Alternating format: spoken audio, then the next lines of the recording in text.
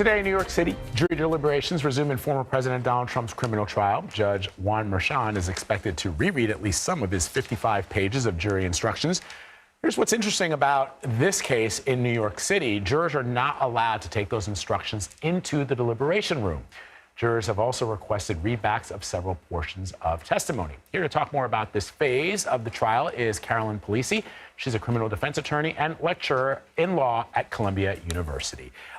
Good to see you. Good to have you, as always. So 50 some odd pages of jury instructions.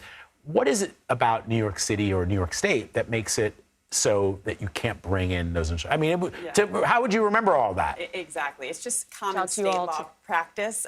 You know, in the federal system, where I practice mostly, you do bring those jury instructions back. And think about it this way. Into deliberation. Yeah, exactly. And as you noted, 55 pages, I mean, it would be hard for anybody to remember elements of 55 pages and then put the facts sort of in there during their deliberations. I think, you know, we're seeing now, it's interesting, they have asked for a reread from the judge. I wonder if they will ask for yet another, because there are several different complicated elements here that one would hope they would get really specific on if they're coming to, you know, a unanimous verdict. So we know now what portions or who they wanted to hear from, right? They wanted to hear from hear testimony reread from David Pecker and Michael Cohen, and some of the Cohen and Pecker testimony kind of overlaps. What did you make about the portions of the testimony that they wanted to revisit? Yeah, really interesting. So part of Judge Merchan's jury instructions yesterday, which are typical, was a standard instruction to jurors that because Michael Cohen is actually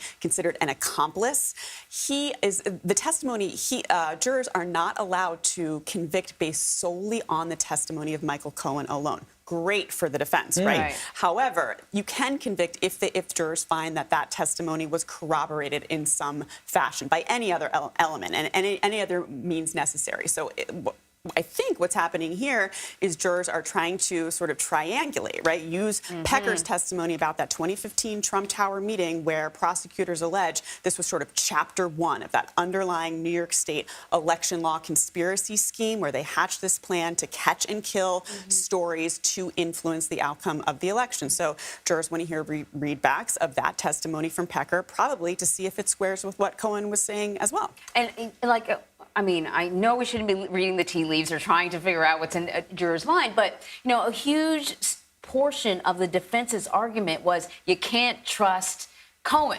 Absolutely. Right. So, I mean, does that suggest to you that the jury is trying to determine whether or not you can trust Cohen, at least when it comes to this testimony? Yeah, absolutely. Another part of those juror instructions are that basically jurors are to use their common sense. If they feel that a witness has lied in one instance on the stand, they can use that to discredit the entirety of their testimony. Okay, it's not all or nothing. And so, yes, absolutely. Michael Cohen is like a huge figure in this case because he does carry the day in terms of specific elements, in terms of knowledge on Trump. There's a lot of evidence in this case, not a ton of corroboration on the fact that, well, Trump knew exactly what that payment was, how they were booked, that they were booked incorrectly, and that he had the criminal intent. It's really through Cohen that prosecutors get that evidence, and so I think you are trying to see jurors want to sort of bolster that testimony. Caroline, there was a really fascinating moment in the closing testimony where former President Trump's lawyer, Todd Blanche, was reprimanded by Judge Merchan because he suggested to the jury that the former president could go to jail if they find him guilty. Now, I guess why that's interesting is because if you're a juror sitting there, you might think that this is wrong. You might think that he broke the law. Yeah.